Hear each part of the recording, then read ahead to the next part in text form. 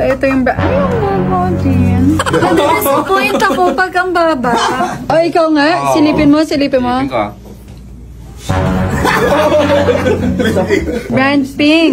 Change ka rin nata tayo. Patay. Brand pink. Patingin. Bokya. Sige na, ako na nga. Dapat makita na ang reaction. Wow! Isa pa. Isang sili pa. Wow! You're familiar with Petron. Ang Petron ay gawa ng PNOC, Philippine National Oil Company, which means ang Petron ay pag-aari ng Pilipinas. This one is government owned by United Arab Emirates. So, anong gagawin ng langis mo pagtapos mo malinis ang makina mo? Yung malaking tipak ng dumi, pinagsasama-sama mo at pababayaan mo sila na yung crankcase. Paano yung maliliit na dumi? Mabalutin mo na panibagong langis yun kasi yung langis mo ay umikot sa loob ng makina mo at tumadaan sa yung oil filter. Pagka hindi mo binato panibagong langis yan, magbabara yung oil filter, then wala kang continuous flow ng lubrication, ano mangyayari? Overheat, tapos katok ang iyong makina. So, ano pang natitest nito? Ethylene glycol. Ethylene glycol. Dito natin malalaman kung Tama yung percentage ng ethylene glycol doon sa coolant. Kasi pagka mababa, it's as good as water.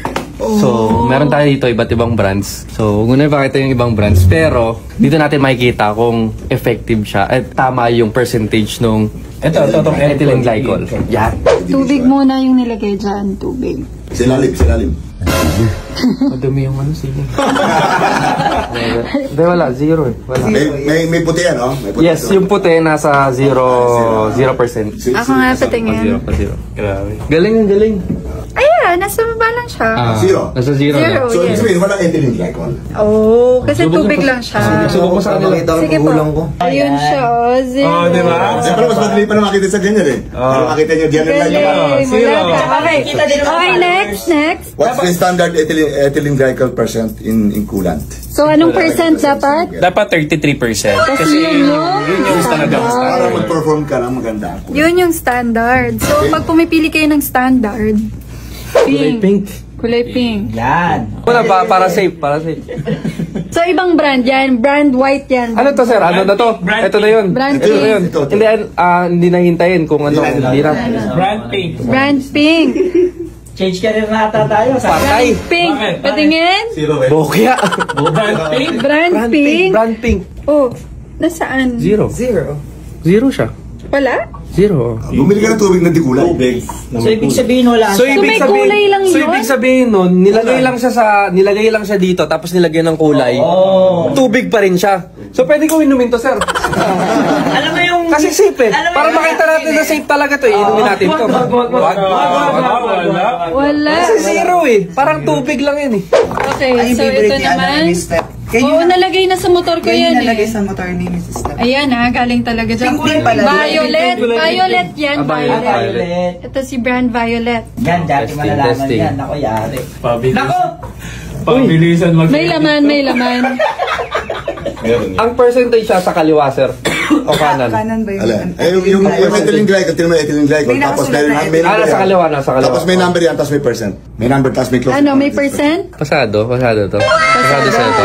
Patingin. 35.4%. So ito siguro mga 38%. Ngayon, 38%. Tama natin.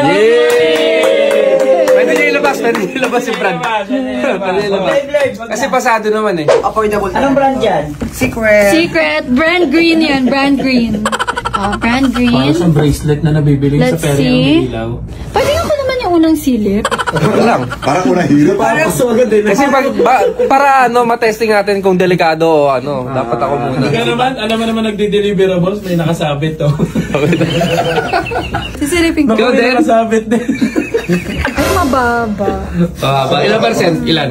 Mababa. Para mga 5%. 5%. Dami itong mahilig sila. Baba. Yung kulay green, mababa. Ano yun? Pas mo. So, yun lang yung titignan doon yung green. Mababa yung kulay green. So, wag na natin sabihin ko anong brand yan kasi mababa. Oo. Ito. Hindi siya maganda. Huwag natin gamitin yun. Huwag nyo na gamitin to. Pag nakakita kayo ng ganyang takip, ganitong handle. Mababa ang 4% lang siya ibig sabihin. Tapos yung ganito, Malayo para dun sa 33% na required.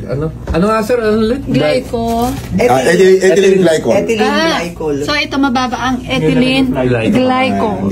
Okay, so ito naman, brand blue pero green din yung oil niya. Wala ako ilang percent to? Very rapid 21. Ay, ako, hula ko rin. Ilan?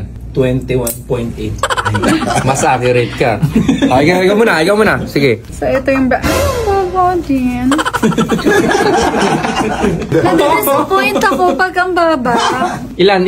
Ayan, no? Parang mga 8% lang. Yung puti yung makikita niyo kailang percent siya. Yung blue yun. Ito na. Selyado ha. Selyado ito, bago pa to. Bago to. Sara ako magbubukas. Packaging Ginaganyan sir, yan. ano na eh. Ay, di ba ginagaling yan? Sanay ah. Ginawang paborito. Yan. Ito na, oh. Bago, selyado ha. Tingnan nyo, selyado yan ha. O, baka sabihin nyo, may daya eh. Then, naniniwala ako dito sa brand na to. Orange. Ako, red. Orange ka. Unang silip po. Oh, step muna. Sige na, ako na nga. Char. Dapat makita ng reaction. Sabay, paano pa reaction? Sabay. Isang silip pa. Wow! Ano nakita mo? Hindi, nagulat talaga ako. Ang taas niya. Ang taas? Galing. Pakita mo sa ano. Sige. Kahit di na natin tingnan kung anong percent yan, ang taas talaga. O, ikaw nga. Silipin mo. Silipin ka. Wala na. Tapos na. Finish na? Ikaw. Tingnan natin. Ba't sinakto nyo? Kuhanin mo doon para makita. Ba't masyado kayo sumusunod sa requirements? Masyadong ginalingan. Kasi nga may API yan. Ganda. Tapos 200 plus lang gagamitan mo. 200 plus. 200 plus lang. 50% yung content niya. Actually, ito actual, kliyente ko kasi ang De La Rosa bus. They're using I think, ilang percent? 20. 20%. Nung nakita ko to, na-convert sila lahat. Puro ito na ginagamit. Kaya lang, ang problema na to, after magamit sa mga trucks sila, wala na, hindi na mapag... Unless bibili ulit para bagong units. Parang one time Hindi na purchase. nag-order. One time purchase kasi to. Oo, kasi long lasting Parang talaga lifetime, siya. So guys, ito yung brand na ipapakilala namin sa inyo, ang Enoch Oil. Yan, medyo matagal na siya sa market pero hindi kasi siya nabibigyan ng much attention kasi hindi naman sila nagpo-push sa marketing nila. Pero yung standard ng oil na to ay napakaganda. At panahon na rin para palitan nyo yung mga oil nyo at coolant nyo ng talagang above the standard. Diba?